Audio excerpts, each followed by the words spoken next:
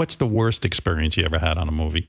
I did one movie as a director where I was working. I'd always had great relationships with actors on set, and I found myself working with a couple of actors, really talented people, but at a certain point, I didn't know what was the conflict, why there was resistance to talk about the work after the clock was punched, the kind of continuity of mission together.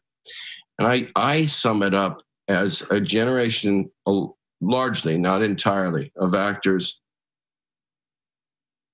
who are more interested in selling movies than making them, and are on their cell phones, kind of staying in the loop of sending out, social messaging about the movie they shot a year ago that's coming out, and doing things where there was lack of what I consider kind of mission focus or common focus, which is part of what I love about making movies, is that kind of family that creates together. No director directs alone. You do it with all of these inputs, and without a continuity. If you felt you couldn't make a call after work that day and say, "Hey, when we did the scene today, don't you think maybe tomorrow in the scene it would be great if we inserted this color because we didn't get that in this one," or whatever it is that you're trying to, the picture you're trying to paint.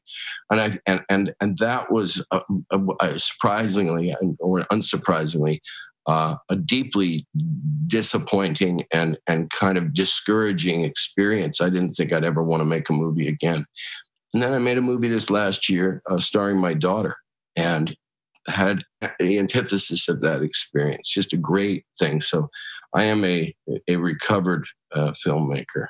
Yeah, it would have been great if your daughter was on her cell phone the whole time you were trying to make a movie with her. No, Dad, I don't want to discuss it. Yeah, I don't want to discuss but you would think anybody who's an actor who's working with Sean Penn and you're directing them, you would think it would be their joy to sit there with you and get the deep analysis of that character. You know what I mean? I mean, you've done enough movies where you've proven yourself.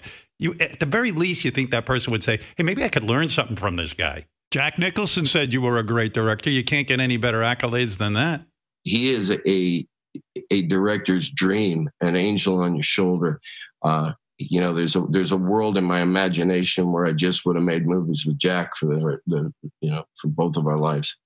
Isn't it intimidating though, man, when you got a guy like that? I mean, do you get nervous before you direct a film, or are you kind of in the zone now and it's just not an issue?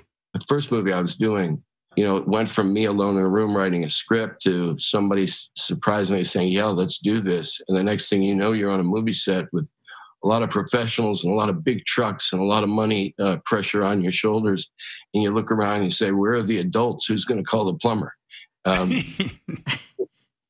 But then you find rhythm, and then you work with someone like Jack. I suppose one could be intimidated, but he wouldn't let that happen. He, a pro who's as talented as that is comfortable in themselves enough to know that the way a movie works is the sum of the parts that the director is going to have to do, and he's there to help you.